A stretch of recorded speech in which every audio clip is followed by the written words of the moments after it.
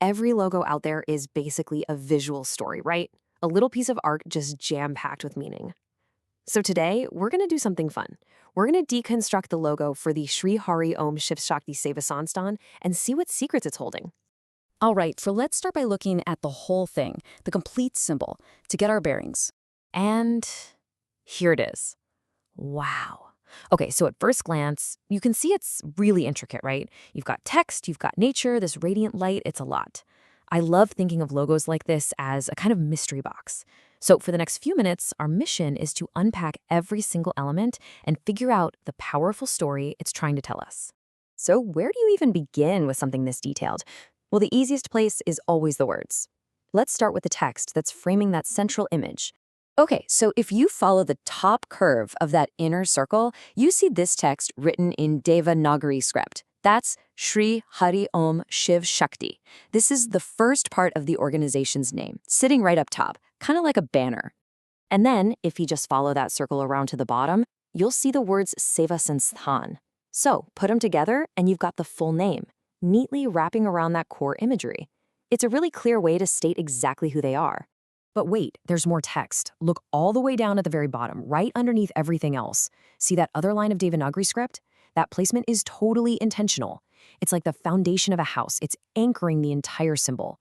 This is typically where you'd put a motto or a core belief, something that gives real weight and purpose to all the symbols above it. Okay, we've covered the words. Now for the fun part. Let's dive into the heart of the logo, into this beautiful scene from the natural world that's right at the center. So the first thing that probably jumps out at you is this huge, magnificent banyan tree. Now, this isn't just any tree. In Hinduism, the banyan is a sacred tree, a massive symbol of eternal life. See how its branches and roots look like they go on forever? That suggests longevity, stability, deep roots, and shelter. It's a really powerful central image. Now check out what's at the base of the tree. We've got two swans facing each other in perfect symmetry.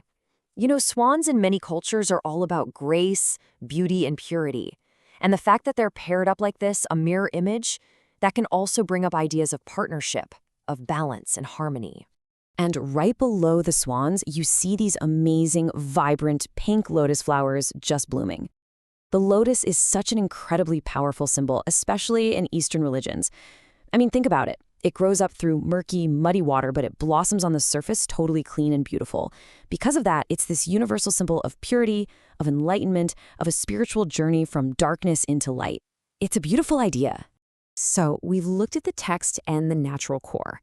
Let's just zoom out one last time and look at the frame, the element that holds all of this together. The entire design, the whole shebang, is encased in what looks like a radiant, shining sun.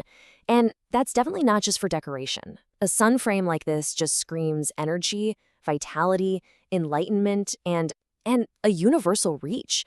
It's like it takes all those core ideas, stability, purity, and just beams them outward with this positive, life-giving force.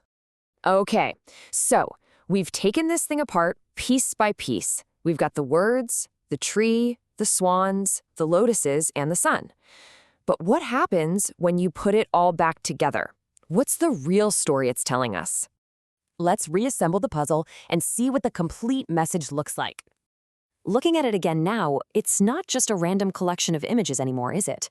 You can really start to see how each part connects to the others, how they work together to build this one unified, powerful story about who this organization is. So let's put it all together. What we seem to have is an organization whose mission is all about service. That's the Seva Sansthan. This mission is deeply rooted in stability and growth, symbolized by that amazing banyan tree. It's guided by principles of purity and grace. That's where the swans and lotuses come in. And finally, its goal is to radiate all of this positive energy out into the world, which is perfectly captured by that sun frame. See? It all connects.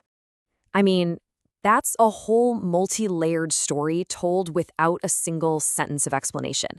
It just goes to show you there's this rich visual language hiding all around us in plain sight. So here's a thought for you.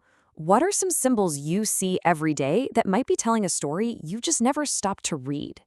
It's pretty cool to think about, right?